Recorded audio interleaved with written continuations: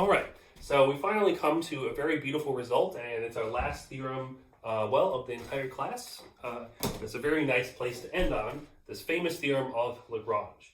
So it says, every single natural number is a sum of four squares, again allowing zeros. All right, so let's prove that. So by the lemma, which was the multiplicativity, that if two things are sums of four squares and so is their product, that's what I mean by the lemma. It suffices to show for all primes. Okay, again, for p equals 2, it's trivial. P equals 2, p equals 1 squared plus 1 squared plus 0 squared plus 0 squared. So you're done. So now you pick an odd prime. Okay, so let p be a prime bigger than 2. Right? And let m be the smallest natural number such that you have the condition in the last proposition. So let m be a natural number, be minimal, it's the smallest such natural number, such that m times p is the sum of four squares. So m times p is x squared plus y squared plus z squared plus w squared. That Diophantine equation has a solution. Okay? All right. And this, again, exists by our proposition. Okay? And our goal is to show that m equals 1. So with all this set up, if we finally show, that m equals 1, then we'll have that every odd prime is the sum of four squares. All right. Great. So suppose, again, it's a proof by contradiction. Suppose that m is bigger than 1, and we find a smaller such m. Right, which contradicts the minimality of m, or if you don't assume it's minimal, again, that's what you call a method of infinite descent. Find an m, use that the solution to this equation for some m to find a solution for a smaller m, and it doesn't make sense that you can forever keep finding smaller and smaller natural numbers m, because there's no infinite decreasing set of sequence of natural numbers. All right, great. So first we get rid of one case, which is the case when m is even. So I'm going to go to the other board, but this is all our setup. We'll just need this one equation, and we'll assume that m is bigger than 1.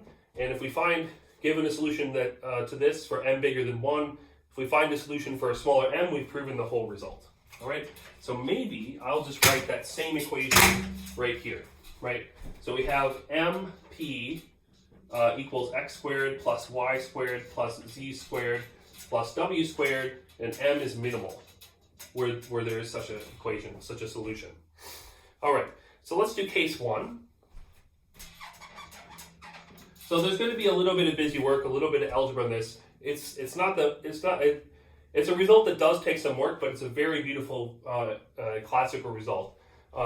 So case 1 is m is even. Okay, then we look at this guy, right? So m is even. So look at this equation mod 2. So then 0 is the left-hand side, and everything squares congruent to itself mod 2, right? Well, that's like Fermat's little theorem, but also 0 squared and 1 squared are both just 0 and 1, nothing happens. So this is congruent to x plus y plus z plus w. Okay, so if I have a sum of four numbers that are all even, there's not a lot that can happen. Okay, so thus, there's only a couple of possibilities. So either all are even, all these four numbers, all are odd, or two are even and two are odd. Right? Because think of these numbers all being 0 and 1 mod 2, right? There's certainly the possibility they're all even or all odd. If some are even and some are odd, well, if there's one odd number that's like a 1, I have to add it with some other 1 to get a 0, right? And if I had another odd one, well, then the fourth one would have to also be odd, which would be this case here. So like, basically I just can't have, I have that there's an even number of odd numbers here, right? So I can't have one odd number and three evens, or three odd numbers and one even. Those don't make sense, right? So it doesn't really matter In each case, so this looks like three separate cases, but each case actually has the same property as follows. You can rearrange. So everything's symmetric in all the variables, so who cares if you rearrange, like addition is commutative. So you can rearrange, you can rename the variables if necessary, so that x is congruent to y, and w is congruent to z mod 2. Right, so if all are even, they're just all congruent mod 2. If all are odd, same thing. If 2 are even and 2 are odd, just rename so that x and y are the even ones and z and w are the odd ones, whatever you want. Right? So thus, I can very easily find a similar equation. So I can just take the differences of x and y divided by 2 are now integers. So I just have a little algebraic identity. So if I look at x minus y over 2, that's an integer, squared plus x plus y over 2 squared. And I do the same with w and z.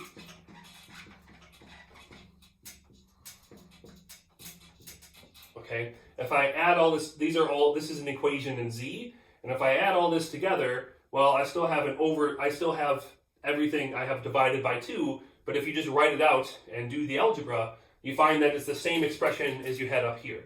So it will be the x squared plus y squared plus z squared plus y squared plus z squared plus w squared, right? All divided by 2, okay?